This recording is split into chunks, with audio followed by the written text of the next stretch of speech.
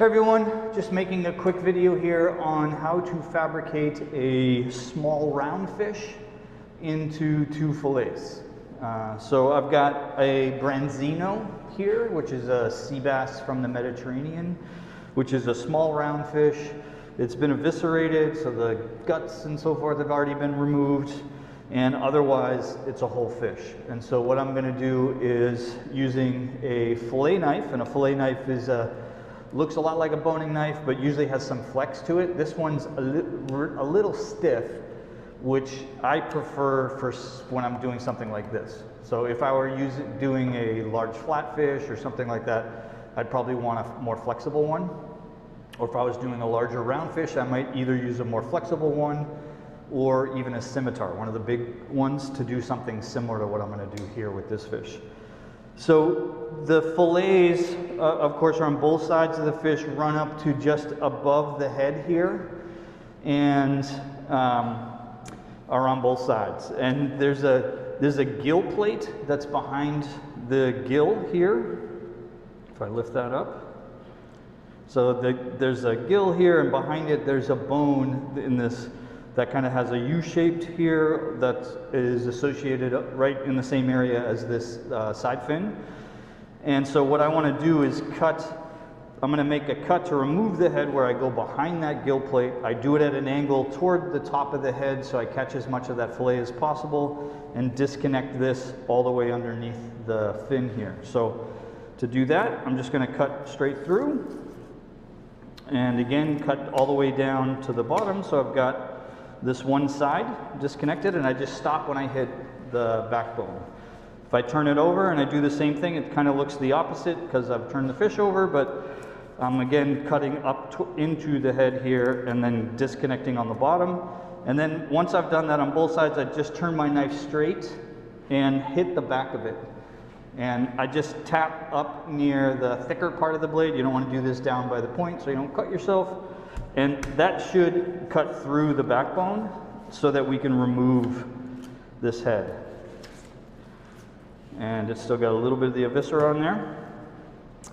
So from there, you can see it's got a little bit of the blood from the viscera on it, and I'm going to rinse that off before I move on. I'll open my door here. So quick break, right back.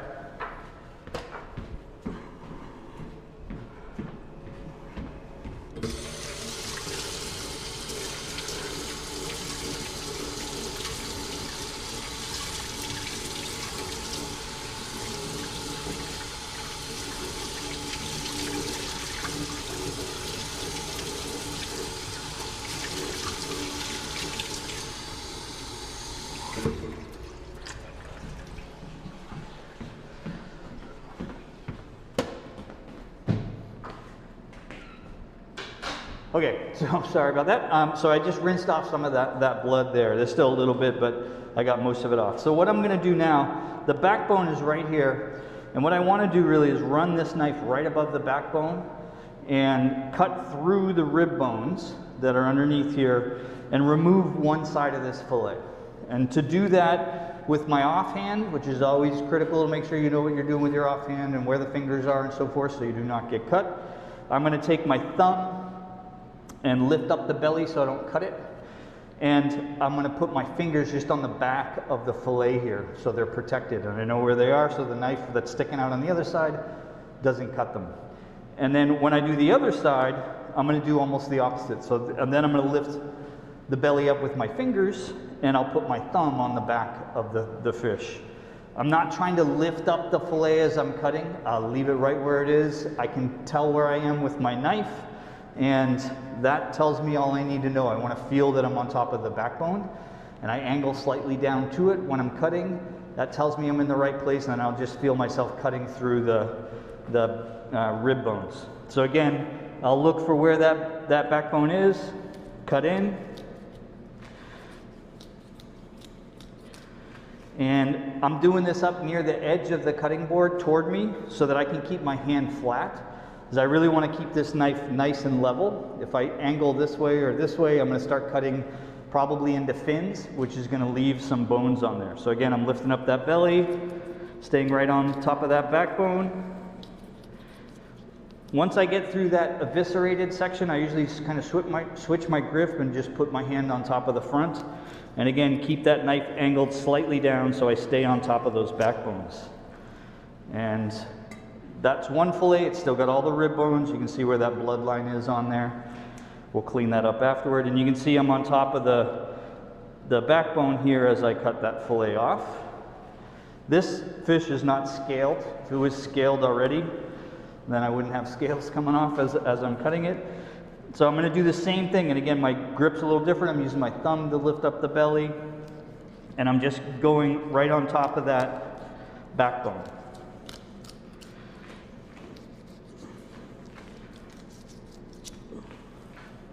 And I've got that second fillet off. And so I should just have this thin section of the fish that's left, has all the bones that are sticking up and down on a roundfish, plus the fins. And that, if it was a lean fish, this is a relatively lean fish, could be used to make stock. If we did, we would want to remove any of that blood. And the head actually could be used to make stock as well, but usually you'd remove the gills because that also has blood in it. So to finish these fillets, what I need to do is remove these rib bones that are in it. And then there's, in a species like bass, there's going to be some bones that are sticking up right where the backbone was. So I remove those afterward. So to do that, I just want to get this knife angled similar to the bones. So the bones have this very steep angle right underneath this this membrane that was in the belly where it was eviscerated. And you can see if there's discoloration like this here, this is from the liver inside the fish, that you want to remove because it will damage the fillet. So it'll come off as I take all this off. So I'm just going to angle that. This is one of the few times where I'll cut toward my hand, which is generally a no-no with fabricating anything, because if you slip, you're going to hit your hand, and I'm talking about this hand, my left hand, and that is how you cut yourself when you're fabricating stuff. So I use a gentle cut when I'm cutting, so I don't slip and catch that hand. The reason why I'm doing is I'm trying to create some back pressure, so that otherwise when I do this, it may move around and I can't really get a good cut on it. So I just want to create a little bit of back pressure to get underneath. And once I do, then I can stay up next to those bones and trim off this belly section. I'll usually start more toward the back of the fillet, because at the front of the fillet, those bones really take a hard angle and they're a little more difficult to get off. And I find it easier to get off if I've already taken off that back fillet. So at this point, I've got a pretty clean fillet. I just have these bones that I mentioned that are going to be up in the front, and I'll show you how to take those off in a minute. Let me do the other ones. So same thing here. So getting underneath those by creating a little bit of back pressure. I'm going to turn this around once I've got underneath so I can cut away from my hands. One thing with fabricating is you just want to find an angle that you're comfortable with. So some people will find that they're comfortable cutting away. Some people will find they're more comfortable cutting toward. So find what is comfortable for you, and that'll probably help with your filleting a bit. So ultimately, I'm going to clean off these fillets a little, because you can see there's a little bit of blood, so I would clean that off with a paper towel afterward. But the last thing really I need to do this is remove those bones that are sticking up that run right along where the backbone is. So if I can feel that there's bones in here. So there's a bone here, here, here, like each segment. They go about maybe 1/3 of the way down on the fillet for a fish like this. If this was in the salmon family, there would be pin bones up in the top part of the fillet that I could just pull out with pliers, fish pliers. These ones are lodged in a little more. I find it easier to remove them by cutting them out. Some people will pull them out with fish pliers. When you pull them out, first of all, they're pretty small on a fish like this, so it's very hard to get a grip of them. And if you pull them out that way, oftentimes you pull out some of the fillet. So what I'll do is I'll take and get a feel for where they are, and then just using the tip of the knife, I run right next to them as far down as they go, which again is about 1/3 of the way.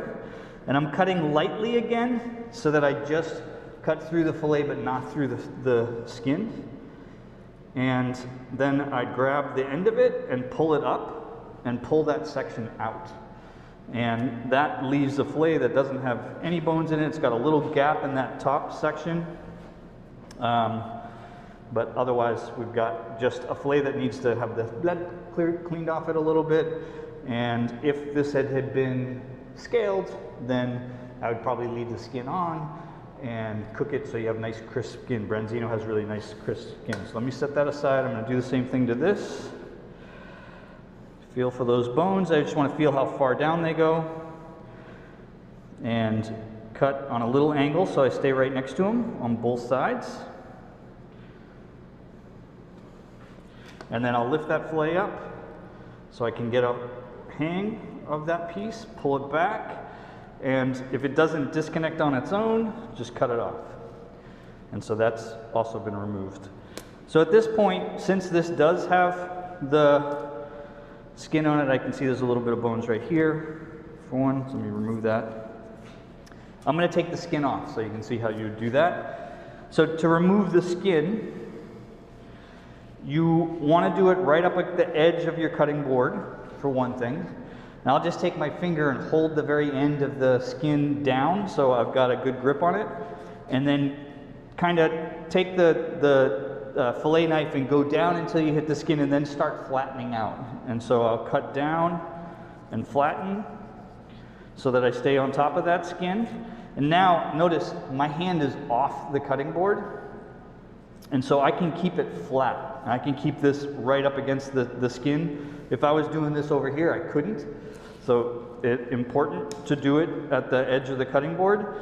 This is pretty small skin, so it's pretty actually easy to take off with just one swipe. If this was a bigger round fish, like a salmon or something like that, then you have this long distance to go and you really need some leverage. So what I usually do for leverage when I'm doing a longer one, again, I probably don't really need to do it on this one, is poke a hole in the skin and make it big enough so I can put my finger through that hole. And that way I've got really good leverage with the skin. I can hold onto it really firmly and pull on it a bit as I run this knife on the bottom.